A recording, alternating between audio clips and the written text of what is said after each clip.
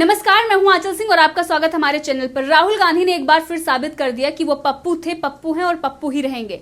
उन्होंने प्रधानमंत्री नरेंद्र मोदी पर निशाना साधा था और उन्होंने लिखा कि नरेंद्र मोदी ही सुरेंदर हैं, यानी वो सरेंडर लिखना चाह रहे थे लेकिन उन्होंने लिख दिया सुरेंदर।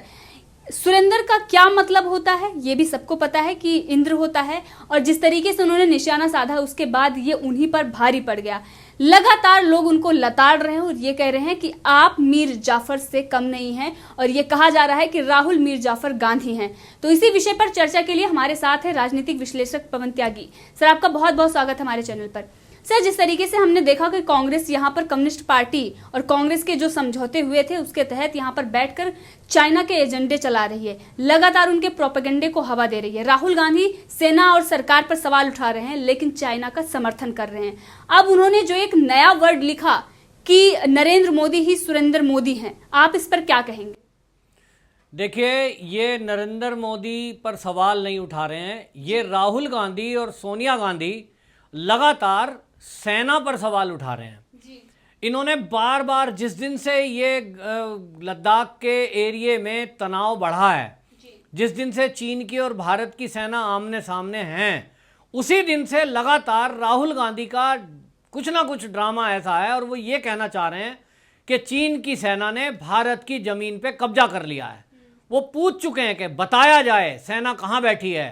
अभी भी उन्होंने बयान दिया है कि अगर भारत के सैनिक मारे गए हैं तो अगर वो भारत की भूमि में थे तो चीन की सैनिक कैसे आ गए, और अगर चीन की सेना में, चीन के जमीन में थे हम लोग तो हम वहाँ क्यों पहुँच गए। मतलब उन्होंने कुल मिलाकर के पूछ तो सरकार से रहे हैं कि ये मोदी जी चुप क्यों हैं और जवाब दें, और आज वो उनको सरेंडर बता रहे हैं, यानी मजाक उड़ाने की कोशिश कर रहे हैं। और वो ऐसा बताने की कोशिश कर रहे हैं दुनिया को कि जैसे भारत की सरकार ने चीन के सामने अपने आप को सरेंडर कर दिया, जबकि ये बहुत बड़ा अपमान है। और ये अपमान मोदी जी का नहीं है, क्योंकि अगर सरेंडर कोई करेगा तो कौन करेगा? दो देशों की सेना में कोई एक सेना सरेंडर करेगी, या तो चीन की या तो भारत की।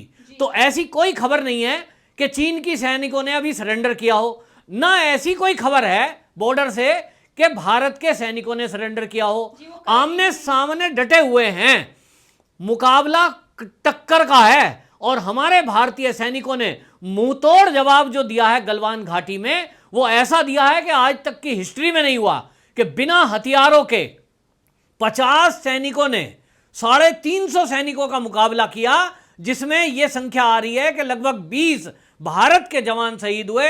वहीं 50 से ऊपर लगभग चाइना के जो सैनिक हैं, किसी की रीढ़ की हड्डी टूटी, किसी की गर्दन की हड्डी टूटी, और वो थर-थर कांप रहे हैं। सरेंडर नहीं किया है, उनको मारकर मरोड़कर वापस उनकी भूमि पे फेंक दिया है, और जैसा कि मौत के घाट उतार दिया।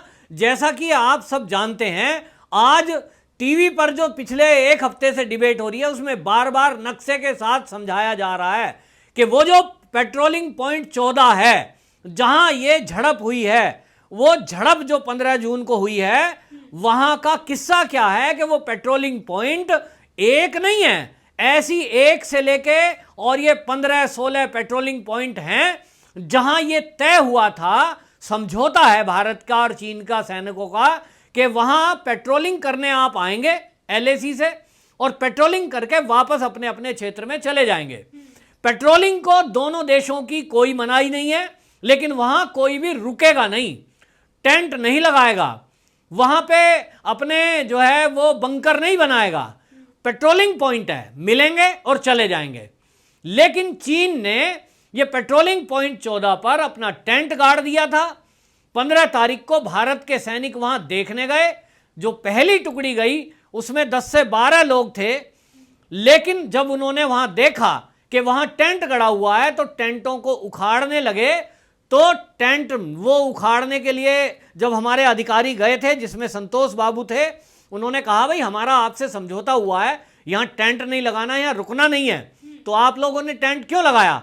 टेंट उखाड़ने लगे तो पीछे से वो लगभग 350 सैनिक चीन के उनके बैकअप में थे, वो आ गए और उनसे लड़ाई झगड़ा शुरू कर दिया, उनको मार पिटाई और हाथापाई शुरू हुई। तब पीछे भारतीय सैनिकों को जब संदेश पहुंचा, तब उसमें हमारे जो है भारत के बटालियन जो पीछे थी उनके वहाँ से सैनिक आए बाकी, और वो जो इन्फेंट्री बटालियन थी जो उसमें लगभग 55 सैनिक थे, ऐसा सूत्रों के हवाले से हमें जानकारी मिल रही है कि लोग बता रहे हैं कि जो बोले सोनिहाल ऐसा कहते हुए, और सिख जो हमारे सैनिक थे उनके पास कृपाण भी थी, उन्होंने उससे हमला किया अपनी आत्मरक्षा में, और उनके 55 से करीब ज़्यादा चीन के सैनिक वहाँ मार गिराए। ये झड़प हुई है, लेकिन उसके बाद फिर अपने अपने बेस कैंप में दोनों सेनाएं चली गई हैं। चीन के सैनिक भी पीछे हट गए हैं और हमारे भी अपनी एलएसी में है, यानी उस पॉइंट 14 पर अब कोई नहीं है। और ये घटना 15 तारीख से अभी तक की है स्थिति, डेली उसको अपडेट किया जा रहा है। सेना के अध्यक्ष बोल चुके, हमारे रक्षा मंत्री बोल चुके, प्रधानमंत्री बोल चुके कि किसी का कोई कब्जा नहीं है, किसी के कब्जे में कोई क्षेत्र भारत का नहीं है, और भारत की प्रभुसत्ता और अखंडता को हम कृत संकल्प हैं। इसके बावजूद भी राहुल गांधी सरेंडर सरेंडर कहकर जो सेना का अपमान कर रहे हैं, ये मोदी जी का अपमान नहीं है, ये उस सेना के शौर्य का अपमान है, जिस सेना के सैनिकों ने इतना शौर्य दिखाया है कि इतिहास में कभी नहीं हुआ कि वो खाली हाथ थे। उसके बावजूद हमारे 50 सैनिक 350 दुश्मन के सैनिकों से भिड़ते हैं और उसमें से 50 को मार गिराते हैं। ऐसा हिस्ट्री में कहीं शौर्य हुआ हो, उसके लिए हम सबको एकजुट होकर, जैसा कि मोदी जी ने उनको कहा कि हमारे सैनिक मारते मारते मरे हैं, शौर्य के साथ मुकाबला किया है। लेकिन जब उन्हीं सैनिकों को ये राहुल गांधी जैसा कोई मंदबुद्धि व्यक्ति ये कहेगा कि सरेंडर कर दिया हमारी सेना ने, तो ये सैनिकों के शौर्य का अपमान है। और सरेंडर कौन करता है, किसने किया है, तो मैं थोड़ा सा आपको बताना चाहता हूं। भारत और चीन के जो इतिहास है सैनिकों का, वो आप राहुल गांधी जी जरा बताइए। मैं बताता हूं आपको कि सरेंडर कब कब हुआ है। सरेंडर हुआ 1962 में, जब आपने बहुत बड़ा भाग, जो कि कांग्रेस था और आपके तो रिश्ते में पापा के नाना लगते थे, जवाहरलाल नेहरू, उन्होंने अक्साई चीन दिया, वो सरेंडर है। फिर उसके बाद आपने कोराकोरम में 1963 में वहां चीन को सरेंडर किया, तिया पंगनक में 2008, और चापजी घाटी में 2008 में, डूम चेली 2009 में, डोमजोक 2012 में, सकी नूला 2013 में। ये सब जगह चीन की सेना के सामने भारतीय सैनिकों का सरेंडर आपके कहने से हुआ, क्योंकि केंद्र में आप बैठे थे। हमारे सैनिकों का शौर्य न तब कम था न अब कम है, लेकिन आपने भारतीय सेना को कहा कि पीछे हट जाओ, छोड़ दो। चीन के सैनिक ऑब्जेक्शन कर रहे हैं। जो ऑब्जेक्शन चीन ने कहा कि जी ये अक्साई चीन हमारा है, आपने हमारे सैनिकों को कहा छोड़ दो जी, इन्हीं को दे दो, आ जाओ वापस। कोराकोरम की जो बात है 63 की, हमारे सैनिक कह रहे थे कि हम मुकाबला करेंगे, ये हमारे क्षेत्र में अंदर घुस आए, आपने कहा नहीं जी, चीन कह रहा है ये इनका हिस्सा है, इन्हें दे दो। इसी तरह 2008 में तिया पंगनक का जो एरिया है वो हमारे एरिया में चीन के सैनिक आए, और हमारा सैनिक कह रहा है कि ये भारत का एरिया है, लेकिन केंद्र में क्योंकि कांग्रेस की गवर्नमेंट बैठी थी, आपने पूछा चीन क्या कह रही है, मिलकर बात करते हैं। और चीन का राजदूत दिल्ली में बैठा है, वो कह रहा साहब ये तो एरिया हमारा है।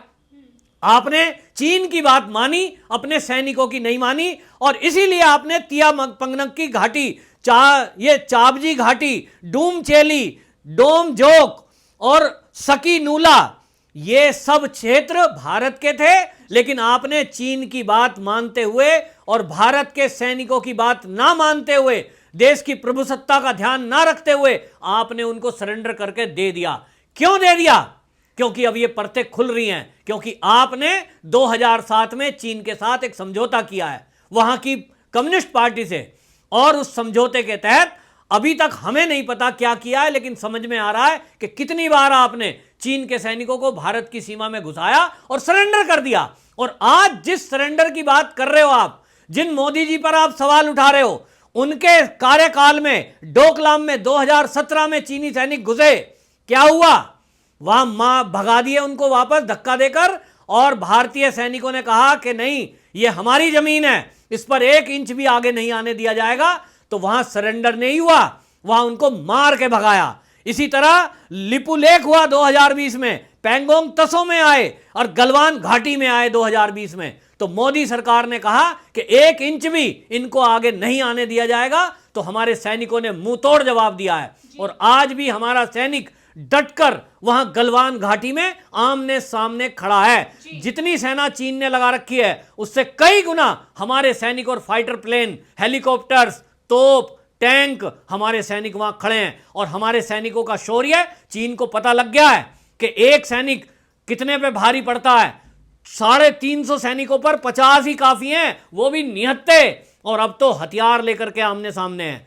तो चीन की सेना कहीं नहीं टिकती। लेकिन ये जो हमारे देश में बैठे हुए कम्युनिस्ट और ये राहुल गांधी जैसे ये मंदबुद्धि लोग, ये इस देश में सेना का शौर्य करने के बजाय, शौर्य गाथा करने के बजाय ये अपमान करने में लगे हैं। ये दुनिया को ये बता देना चाह रहे हैं शायद कि हमारी सेना सरेंडर करने वाली है। तो ये सैनिकों का अपमान है। इस अपमान को देश नहीं भूलेगा। और मैं तो कह रहा हूं कि ये राहुल गांधी को जवाब देना चाहिए और बल्कि इनके खिलाफ एक केस फाइल करना चाहिए सैनिकों की तरफ से कि ये क्यों इस तरह की भाषा बोल रहे हैं, ये चीन की भाषा क्यों बोल रहे हैं, ये सेना के अधिकारियों का और सेना के बलिदान का अपमान क्यों कर रहे हैं। इनके खिलाफ राजद्रोह का केस दर्ज होना चाहिए। ये रोज आते हैं, एक ट्वीट कर देते हैं, इनको स्पेलिंग आती नहीं है, ये ट्वीट करने के शौकीन हैं। तो भैया सामने आ जाओ जरा पब्लिक में, आपको आपकी औकात पता लग जाएगी। आज वहां -डिग्री टेम्परेचर में हमारी सेना आमने सामने की टक्कर ले रही है और आप उस टक्कर लेने को कहते हो सरेंडर। अगर सरेंडर करना होता तो वो आपके जैसे कांग्रेस के टाइम में जो हुआ है वो कब का सरेंडर हो गया था। लेकिन आज की सेना आंख में आंख डालकर बात करने वाला सेना है और आज की सरकार भी झुकने वाली नहीं है। आप देखिए, पहली बार हुआ है कि हमारी सरकार ने, जो दिल्ली में बैठी सरकार है, सेना को खुली छुट्टी दी है कि आप जैसा डिसाइड करेंगे, जो डिसाइड कर दें, आपकी हर बात हमारी तरफ से ओके है। आप जो चाहें फैसला ले सकते हैं, आप जो चाहे कार्रवाई कर सकते हैं। और इसी का नतीजा है कि आप देखिए, चीन तो अपने आंकड़े छुपाएगा, उसकी आदत है, वो कभी मानेगा नहीं हमारे कितने सैनिक मार दिए। आपको ध्यान होगा कि नाथुला में जब जो है हमारे भारतीय 67 में 1967 की घटना है, चीन के 400 सैनिक मारे गए और भारत के केवल 65 वीर गति को प्राप्त हुए थे सैनिक। उस समय भी चीन माना नहीं था। उसके बाद में 1986-87 में चीन के सैनिकों को जब भारतीय सैनिकों ने चारों तरफ से घेर लिया, उनके सैनिकों ने आत्महत्या करनी शुरू कर दी क्योंकि वो घिर गए थे और इस स्थिति में नहीं रह सकते। आज वही नीति भारतीय सेना अपनाए हुए है कि उनको चारों तरफ से घेर रखा है। चीन के सैनिक थर-थर कांप रहे हैं, लेकिन उनको उनके एजेंट इस तरह से ये सेना का अपमान करके सांस देने का काम कर रहे हैं। जो राहुल गांधी अपमान कर रहा है, ये इसके लिए इसको भारी कीमत चुकानी पड़ेगी। सर, राहुल गांधी के इस बयान के बाद राहुल मीर जाफर गांधी ट्रेंड कर रहा है। आखिर सर ऐसा क्यों कहा जा रहा है कि राहुल गांधी मीर जाफर हैं?